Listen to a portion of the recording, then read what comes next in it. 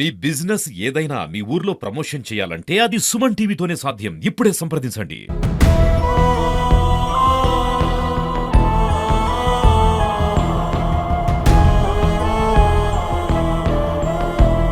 అంటే ఇక్కడ అన్ని సీసా బొంకెలు పడ్డాయి నిన్న.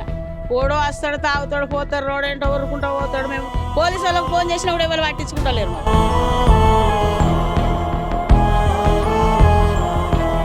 చచ్చిపోయినాక వచ్చి మొత్తం పంచదనం చేస్తే మేము ఏమిటికి ఏడాలి, పీనుక్కి ఏడాలి. ఇప్పుడు మేము మొత్తం సచ్చిన దానికి ఏడాలి, బతికిన వాళ్ళకి ఏడాలి. మేము ఇది మాకు ఇప్పుడు ఫస్ట్ మాకు మొత్తం భయంకరమే ఉన్నది. ఇప్పుడు మాకు ఎవ్వరం ఇళ్ళల్లో ఉండాలంటే కూడా ఉండలేని పరిస్థితి అయిపోయింది మాకు ఇప్పుడు.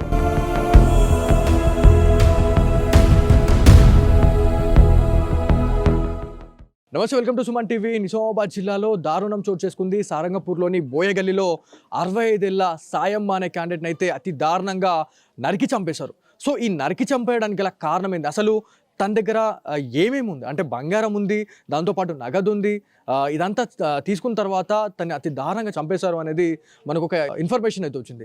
సో ఇక్కడికి వచ్చిన తర్వాత ఎవరైతే స్థానికులు ఉన్నారో వాళ్ళ బిక్కుమంటూ గడుపుతున్న పరిస్థితి ఉంది. ఎందుకంటే బోయగల్లి అనగానే గంగపుత్రులు గుర్తుకొస్తూ ఉంటారు. గంగపుత్రులకు సంబంధించిన కమ్యూనిటీ ఇది. సో ఈ ఏరియాలోకి వచ్చి వాంటెడ్లీ ఆమెని ఎందుకు చంపడం జరిగింది అంటే ఎవరు దొరకలేదా, లేకపోతే ఆమెని పథకం ప్రకారం ఏదైతే ప్లాన్ ప్రకారం ఇదంతా మర్డర్ చేశారా అనే దానిపైన అయితే చాలామంది భయపడుతున్న సిచ్యువేషన్ అయితే ఉంది. సో ఎవరైతే ఈ కాలనీకి సంబంధించిన వాళ్ళు ఉన్నారో వాళ్ళతో మాట్లాడడం. అమ్మ, ఏం జరిగింది అసలు, నిన్న ఏం జరిగింది, ఏ టైంలో జరిగింది ఇదంతా? ఇది నిన్న జరిగింది కాదు సార్, మొన్న పొద్దుకే జరిగింది. అది నిన్న జరిగింది అసలే కాదు. ఇది నిన్న మేము అంతా ఇక్కడనే ఉన్నాం. ఇక్కడ గుడికాడ కూర్చుంటాం మేము ఎప్పుడైనా. మధ్యాహ్నం పూట ఏం కాలే, నైట్ దాకా 7 గంటల దాకా కూర్చుంటాం. 7 గంటలకు కూడా ఏం కాలే. 7 అయిపోయింది, 8:30కు మాకు అర్థమైంది అన్నమాట. అంటే అది మొన్న జరిగింది. ఇక్కడ మొత్తం 1వ తారీఖు రోజు జరిగింది అంటున్నారా మీరు? 2వ తారీఖు రోజు? 1వ తారీఖు రోజు, 1వ తారీఖు నైట్కు. అంటే ఇక్కడ అన్ని సీసా బొంకెలు పడ్డాయి నిన్న పొద్దున. మరి ఎవరు వచ్చిర్రు, ఏం చేసిర్రు మాకు అర్థం కాలే. నైట్లో మొత్తం సీసా బొంకెలు పడ్డాయి ఇక్కడ. అంటే ఇక్కడ సీసీ కెమెరా నిఘా కావచ్చు, అట్లాంటిది ఏమన్నా ఉందా? లేదు, ఇక్కడ ఎక్కర్లేదు, సీసీ కెమెరా లేదు మాకు. ఎవరు పట్టించుకునే నాదులే లేడు మాకు. ఎవరు వస్తున్నారు, ఎవరు పోతున్నారు అనేది ఒకటి అంచనా అయితే ఉండాలి కదా. ఇప్పుడు ఒక ఊర్లో కావచ్చు, లేకపోతే ఇప్పుడు మీకు ఈ డివిజన్ లో ఖచ్చితంగా ప్రతి గల్లీలో కూడా ఒక్కొక్క సీసీ కెమెరా ఉండాలా. మరి ఎందుకు లేదు, ఏమైనా ప్రశ్నించారా లేదా మరి ఆ ప్రజాప్రతినిధులు? ఎవరేం పట్టించుకుంటలేరు సార్ మాకు. ఎవరేం వచ్చి సహకరిస్తున్నాడు. ఆయన ఎక్కడనో గెలిచిండు, అటే ఉంటాడు. మాకు ఎవ్వరు వచ్చి ఇట్లా సీసీ కెమెరా కాదు, ఓడో వస్తాడు, తాగుతాడు, పోతాడు, రోడ్ ఏంటో ఊరుకుంటూ పోతాడు. మేము పోలీసు వాళ్ళకి ఫోన్ చేసినా కూడా ఎవరు పట్టించుకుంటలేరు మాకు. ఇక్కడ మత్తు పదార్థాలకు బానిసైన వాళ్ళు, అదే విధంగా ఈ పత్తలు, ఈ కార్డ్స్ ఆడే వాళ్ళు కూడా చాలా మంది వస్తున్నారు అని చెప్పేసి మీ కులస్తులే చెప్తా ఉన్నారు. ఇది నిజమేనంటారు? ఇది నిజమే సార్. అది మాకు ఎవడు వచ్చేది తెలియదు, ఎవరు వచ్చేది తెలియదు. వస్తారు, పోతారు, తాక్కుంటూ ఉక్కుంటూ పోతారు. ఇక్కడికి వెళ్ళి మేము దీపావళికి అయితే భయంకరం మాకు ఇక్కడ.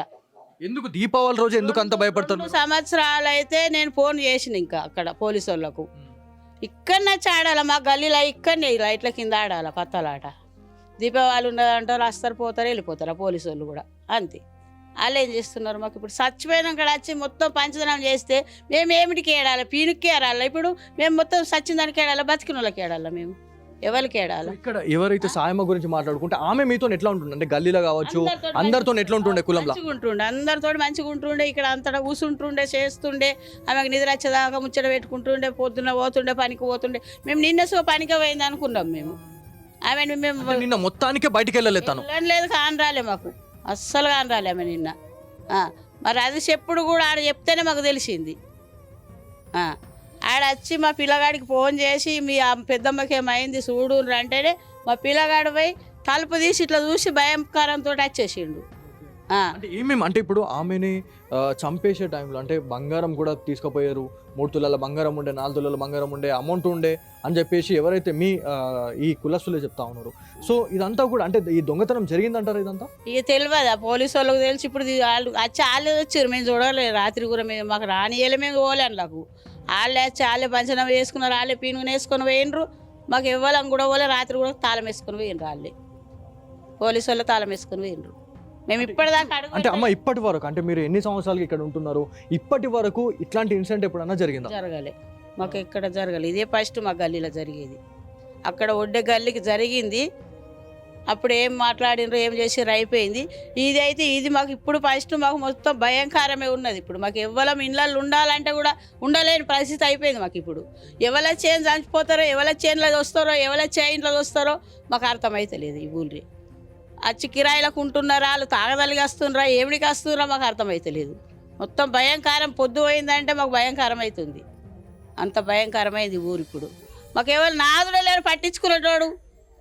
సో ఇది మొత్తానికి సారంగపూర్ లోని ఏదైతే బోయ గల్లీలో మనం ఇవాళ అయితే రావడం జరిగింది. ఇక్కడ ఇన్సిడెంట్ జరిగిన తర్వాత ఒక్కసారిగా నిజామాబాద్ జిల్లా ఉలికిపడ్డదని చెప్పుకోవాలి. ఎందుకంటే ఇది ఆలస్యమైనటువంటి వార్త అని చెప్పుకోవాలి. ఎందుకంటే నూతన సంవత్సరం వేడుకల్లో చాలామంది హ్యాపీగా చాలామంది గడిపారు. కాకపోతే అదే రోజు ఎవరైతే సాయమ్మను అతి దారుణంగా కొట్టి చంపేశారా లేకపోతే నరికి చంపేశారా అనేది మనకు తెలుస్తూ ఉంది. ఎవరైతే స్థానిక ప్రజలు ఎవరైతే ఉన్నారో, స్థానిక ప్రజలు కావచ్చు, దాంతోపాటు బంధువులతో కూడా మాట్లాడినప్పుడు వాళ్ళు ఏమన్నారంటే కత్తితోని అతి దారుణంగా చంపేసిరు అని చెప్పేసి వాళ్ళు చెప్తా ఉన్నారు. సో ఇది ఇవాళ కాలేదు, నిన్న కాలేదు, ఇది మొన్న జరిగింది. అంటే దాదాపు 2 రోజులు అవుతుంది ఆ మర్డర్ జరిగి కూడా. మర్డర్ జరిగిన తర్వాత 2 రోజుల తర్వాత ఇది బయటపడడము, ఎవరైతే స్థానిక ప్రజలు ఎవరైతే ఒక అన్ఐడెంటిఫై వ్యక్తి ఇన్ఫర్మేషన్ వల్లే ఇదంతా కూడా బయటపోయింది అని చెప్పేసి మనకు తెలుస్తూ ఉంది. ఏదేమైనప్పటికీ ఇక్కడ సీసీ కెమెరా నిఘా లేదు అంటే ఒకసారి ఆలోచించండి. ప్రతి గ్రామంలో ప్రతి వీధిన మనకి సీసీ కెమెరాస్ ఉండే ప్లేస్లలో ఇవాళ ఇక్కడ ఈ బోయగల్లి కావచ్చు, ఈ సారంగపూర్కి సంబంధించిన ఏరియాలో సీసీ కెమెరా లేకపోవడం అనేది చాలా బాధాకరం. ఎందుకంటే 6th టౌన్ ప్రామిసెస్లోకి వస్తుంది ఇది. సో 6th టౌన్ ప్రామిసెస్లోకి వచ్చినా కూడా దాదాపు ఇక్కడ నుంచి 6th టౌన్ దాదాపు 600 నుంచి 700 మీటర్ రేడియస్లోనే ఉంది. సో ఇక్కడ ఈ ప్రామిసెస్లోనే ఇంత పెద్ద దారుణమైనటువంటి హత్య జరగడం అనేది ఖచ్చితంగా మనము ఆలోచించాలా. మరి రానున్న రోజుల్లో ఇంకా ఎట్లాంటి ఇన్సిడెంట్లు చూడాలా? ఒకవేళ ఇప్పుడు అమ్మ ఎవరైతే ఉందో సాయమ్మ అనే క్యాండిడేట్ తను చనిపోయింది. సో ఆమె గురించి మేము బాధపడాలా లేకపోతే మేము ఉన్న బతుకున్నోళ్ళం అంటే ఎవరు ఎక్కడి నుంచి వచ్చి ఎవరు ఎక్కడి నుంచి చంపేసిపోతారో అనేది తెలియట్లేదు అని చెప్పేసి మనకి స్థానిక గ్రామస్తులు అయితే చెప్తా ఉన్నారు.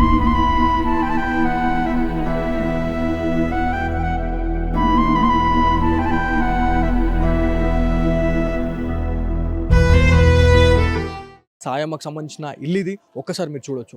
సో ఈ ఇంట్లో ఒక్క ఆమె మాత్రమే ఇక్కడ ఉంటారు అని చెప్పి తెలుస్తూ ఉంది. పోలీస్ ఆఫీసర్స్ అయితే ప్రతిదీ కూడా ఇక్కడికి వచ్చి ప్రతి క్షుణ్ణంగా పరిశీలిస్తున్న పరిస్థితి అయితే ఉంది.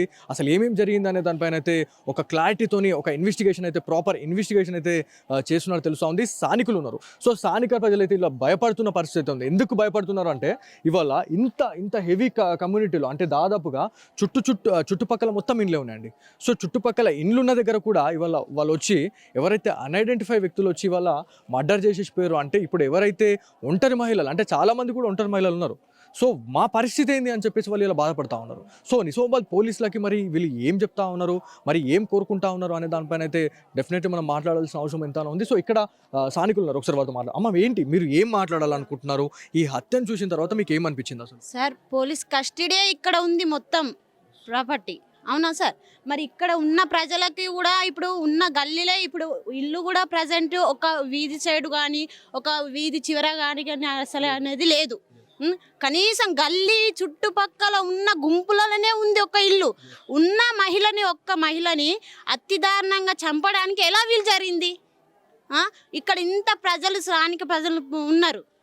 ఉన్నదానికి మాత్రం ప్రతి ఒక్క అమ్మాయి ఇప్పుడు ఒంటరి మహిళ ఆమె ఉంటారు. ఉన్నదానికి ఇప్పుడు ఆమెకు వచ్చి ఇప్పుడు ఎలా చంపడానికి వీలు జరిగింది? ఎలా చంపడానికి వీలు జరుగుతుంది సార్? ఇప్పుడు మనం ఇప్పుడు పోలీస్ కస్టడీ అయితే ఇక్కడనే ఉంది.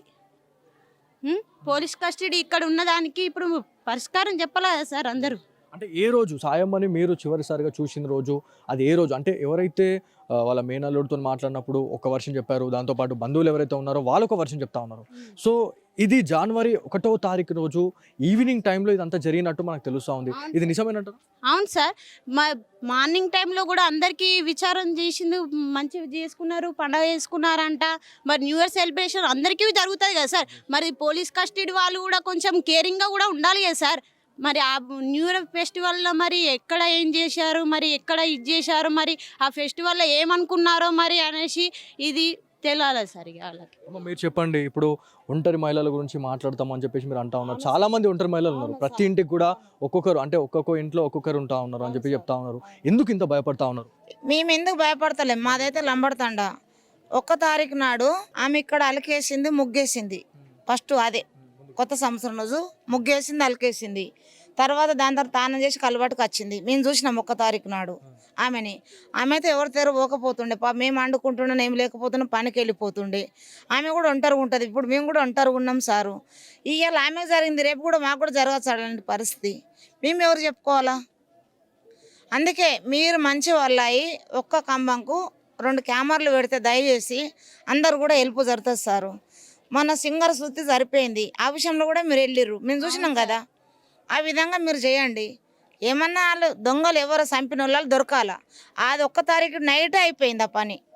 నేను రాత్రి 10:30 తెలిస్తే అప్పుడు అది చూసినప్పుడు కడుపు ఇంత ఉబ్బిపోయింది ఆమెది. మస్తు కలకలని రాత్రి 2 గంటల దాకా ఇక్కడ ఉన్నాం. ఎంత బాధగా, మస్తు బాధగా అనిపిస్తుంది మాకు కూడా. ఎందుకంటే మేము కూడా ఒంటరి మహిళలమే, ఒక్కొక్క వాళ్ళం ఉండవాళ్ళమే, భర్త లేని వాళ్ళం, కొడుకులు లేని వాళ్ళము. రేపు కళ్ళ అందు గురించి సార్ మీరు చర్య తీసుకొని దొంగలు ఎవరో వాళ్ళని మీరు దొరకబట్టండి, ఖచ్చితంగా దొరకబట్టండి. ఇది మొత్తానికి సారంగపూర్కి సంబంధించిన బోయగల్లీలో చాలామంది బాధపడుతున్న సిచ్యువేషన్ అయితే ఉంది.